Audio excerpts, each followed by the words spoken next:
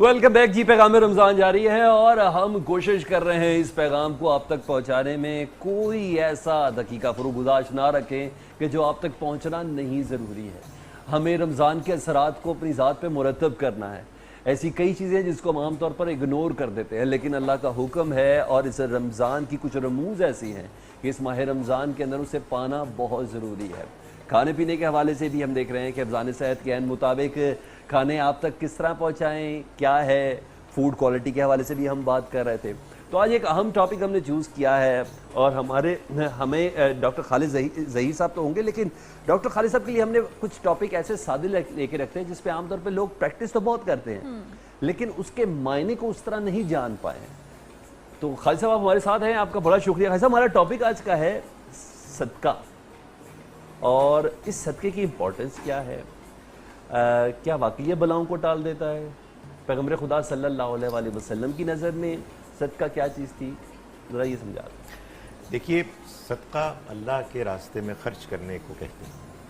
अल्लाह के रास्ते में ख़र्च करना इसलिए ज़रूरी है कि ये जो ज़िंदगी की आजमाइश है जिसमें कि हमको अल्लाह ने डाला है, इसमें उसने कुछ इसको ऐसे डिज़ाइन किया है कि कुछ लोगों को उसने अपने फ़ैसले से ज़्यादा दिया और कुछ के रिस्क में तंगी की। अपने फैसले से हम अपनी मेहनत करते हैं, हम कोशिश करते हैं, कौन नहीं चाहता कि उसको दुनिया ज़्यादा से ज़्यादा मिले, लेकिन अल्लाह है कि जो फरमाता है कि अल्लाह यबसुतुर रिज़्क़ लिमन यशा व यक़दिर, वो जिसके लिए चाहता है रिज़्क़ को कुशादा कर देता है, जिसके लिए चाहता है तंग कर देता है। वो चाहता तो सभी को इतना देता कि किसी को किसी का मोहताज न करता, लेकिन अल्लाह ने ये नहीं चाहा, बल्कि उसने ये चाहा कि बाज़ लोगों को इस इम्तिहान में डाले कि वो अल्लाह के दिए हुए माल को अल्लाह का माल समझ के उसको अपने ऊपर भी खर्च करें और दूसरों पर भी खर्च करें, और बाज़ के बारे में ये चाहा कि वो कम पर भी इक्तफ़ा करके अल्लाह पर राज़ी रहें और सब्र व शुक्र के साथ ज़िंदगी गुजारें। सदका ये है कि आप दूसरे लोगों की ज़रूरत को देखते हुए, उनकी मजबूरी को देखते हुए अपने उस माल में से कि जो अल्लाह ने हमको दिया है उनके लिए हम उनको उनका हक़ अदा कर दें। तो दूसरों को उनका हक़ अदा करना असल में ये सदका है। जो इसका सिला अल्लाह की जानिब से मिलेगा वो है बलाए टालने वाला। जो अल्लाह की तरफ से मामलात होते हैं उसमें अल्लाह ताला ये चाहते हैं कि हम अपने रवैये को, अपने मामलात को ठीक करें, अल्लाह ताला हमारे हालात को ठीक करेगा। ज़ाहिर है इसमें दूसरे अमाल भी शामिल हैं, लेकिन ख़ास तौर पर अल्लाह के रास्ते में ख़र्च करना भी एक बहुत बड़ा फैक्टर है कि जो जब हम करते हैं अल्लाह हमसे राज़ी होता है, हमारे मामलात को ठीक करता है।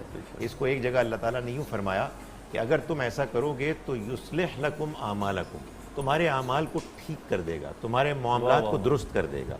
तो आप अल्लाह के साथ ठीक होंगे दूसरे मामलात में भी और उसके रास्ते के में ख़र्च करने के मामले में भी, तो अल्लाह ताला आपके हालात ठीक कर देगा, आपको उन मुश्किलात से बचाएगा जिनमें बाज़ औक़ात हम पढ़ते हैं इसलिए कि हमारे रवैये ठीक नहीं होते। जानो माल के सदक़े से क्या मुराद है? माल का तो मतलब ये है ना कि पैसे हैं, पैसों को अल्लाह की राह में किसी गरीब या मुस्तहिक फ़र्द को दे देना, लेकिन माल और जान से क्या मुराद है? मतलब जान किसे कहते हैं जिसका हम सदका देंगे? वो कौन सी जान, कौन सी ज़ात? देखें, हम जानवर की कुर्बानी देते हैं ना, मिसाल के तौर पर ईद उल अज़हा में जी, तो असल में ये क्या होती है, ये हमारी जान की नज़र होती है। हमारी तरफ से अल्लाह की जानिब ये इजहार होता है जज्बे का कि खुदाया हक़ तो ये है कि हम अपनी जान भी पेश कर दें, हम अपना माल, अपना वक्त, अपनी एनर्जीज़ तेरे लिए निछावर कर दें, तेरी मेहरबानी है, तूने हमसे हमारी जान नहीं मांगी।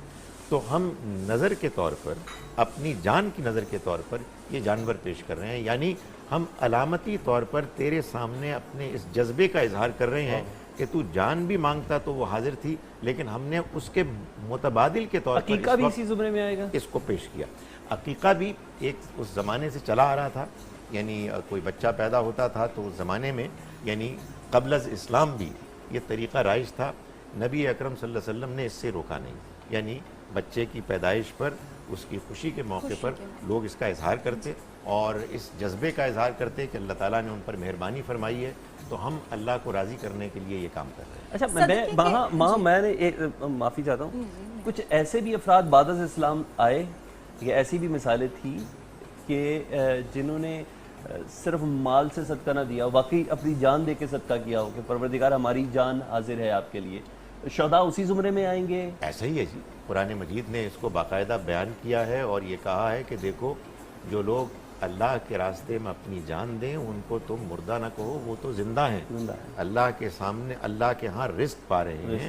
نہ صرف یہ کہ وہ رزق پا رہے ہیں بلکہ وہ اس بات پر بھی خوش ہیں کہ وہ تو اللہ کے ہاں سرخرو ہو گئے، ان کے ساتھی بھی ان کے پیچھے اسی طرح سے ان میں شامل ہو جائیں گے۔ واہ واہ، تو یہ تو بڑا غیر معمولی مقام ہے کہ اللہ کو انسان اپنے مال سے بھی راضی کرے اور پھر اپنی جان سے کی بھی قربانی کیا بات۔ کے یہ ذریعے چنے بھائی سے لوگ ہوں گے سر۔ وہ شہید بن جائے۔ آپ کو معلوم ہے شہید کون ہے؟ گواہ، جو خدا کے دین کی گواہی دیتا ہے اپنے قول سے، اپنے عمل سے، اور اس کا کلائمیکس یہ ہے کہ اپنی جان دے کر۔ ایسا یہ پک چوز ہوئے ہوئے لوگ ہوں گے؟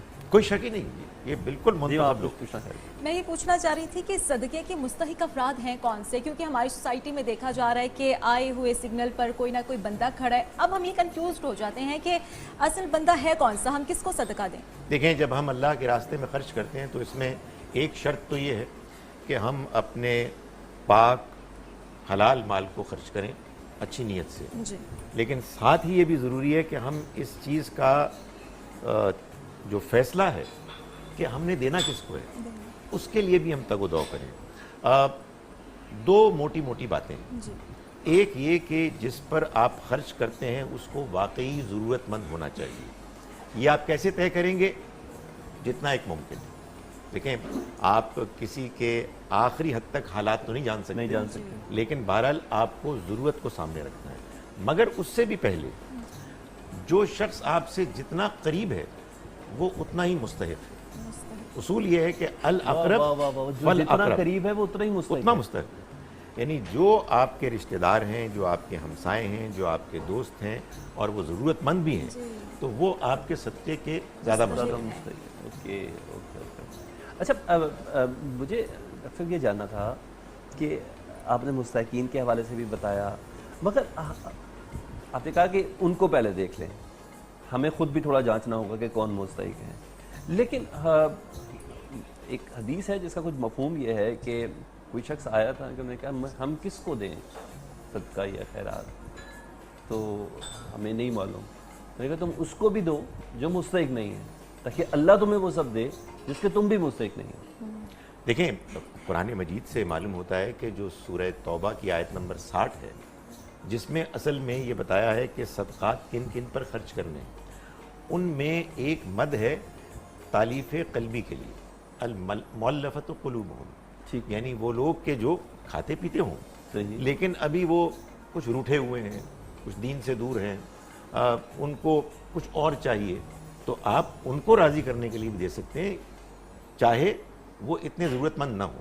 تو وہ جو بات آپ بیان کر رہے ہیں وہ معلوم ہوتا ہے اسی سے متعلق ہے کہ بعض لوگ ہوتے ہیں کہ جن کو اللہ تعالیٰ نے وسائل دیے ہوتے ہیں لیکن آپ کو معلوم ہے کہ دنیا میں انسان کی لالچ تو کم کیا گناہوں کا کفارہ ہے، یہ بڑا جاننا ضروری ہے۔ پیغام رمضان میں صدقہ اور کیا یہ گناہوں کا کفارہ ہے کہ نہیں، یہ جاننا ضروری ہے اس بریک کے بعد۔